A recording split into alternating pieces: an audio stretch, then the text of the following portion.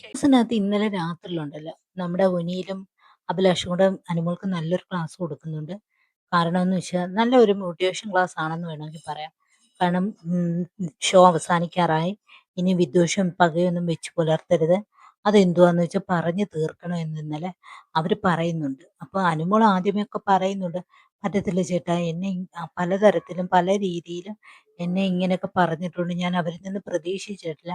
ഇന്നലെ തന്നെ എന്നെ കള്ളി പെരുങ്കള്ളി എന്ന് ആദില വിളിച്ചതൊന്നും എനിക്ക് മറക്കാൻ പറ്റുന്നില്ല. അതുകൊണ്ട് എനിക്ക് അവരോട് ഇണങ്ങാൻ ഭയങ്കര പാടാണെന്നൊക്കെ പറയുന്നുണ്ട്.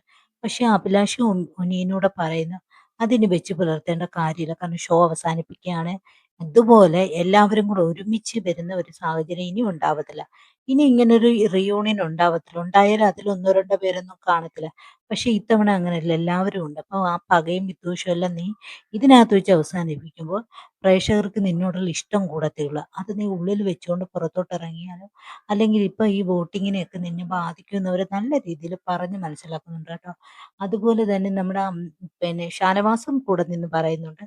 അതാണ് എന്തായാലും ഇത്രയും നാൾ ഒരുമിച്ച് നിന്ന് ഇനി ഒരു 3 ദിവസവും കൂടെ ഉള്ളു, അതെങ്ങനെയെങ്കിലും അഡ്ജസ്റ്റ് ചെയ്ത് പോകാമെന്ന് പറയുന്നുണ്ട്. അതുകൊണ്ട് മാത്രമാണ് ഇന്നലെ രാത്രിയിൽ നമ്മുടെ ഷാനവാസും അതിലെ നൂറയോട് സംസാരിക്കുന്നുണ്ട്. അവരും അതിന് തയ്യാറാവുന്നുണ്ട്. അങ്ങനെ അവർ കോംപ്രമൈസിൽ ആവുന്നുണ്ട് എന്തായാലും. കാരണം എന്ന് വെച്ച് കഴിഞ്ഞാൽ ഷോ തീർന്നു, ഇനി ഒരു 3 ദിവസം കൂടെ ഉള്ളു. ഫൈനൽ 5 അല്ല, ഫൈനൽ 7 ആണ് ഇത്തവണ ഉള്ളത്. കാരണം എന്ന് വെച്ചാൽ നമ്മുടെ 7ൻ്റെ പണിയല്ലായിരുന്നു. അതുകൊണ്ടാണ് ഫൈനൽ 7 എന്ന ഒരു പിന്നെ രീതിയിലോട്ട് മാറിയിരിക്കുന്നത്. പക്ഷേ അവരുടെ ആ ക്ലാസ്സിനനുസരിച്ച് കൊടുത്തത് ഏറ്റവും ബെറ്ററായിട്ട് എനിക്ക് തോന്നുന്നു. കാരണം അതിനുശേഷം അനുമോൾ അത് സമ്മതിക്കുന്നുണ്ട്. ഓക്കെ ചേട്ടാ, ഞാനത് ചെയ്യാം എന്നൊരു തീരുമാനത്തിൽ എത്തുന്നുണ്ട്. അതൊരു നല്ല ഗുണം ചെയ്യത്തുള്ളൂ അനുമോളെ.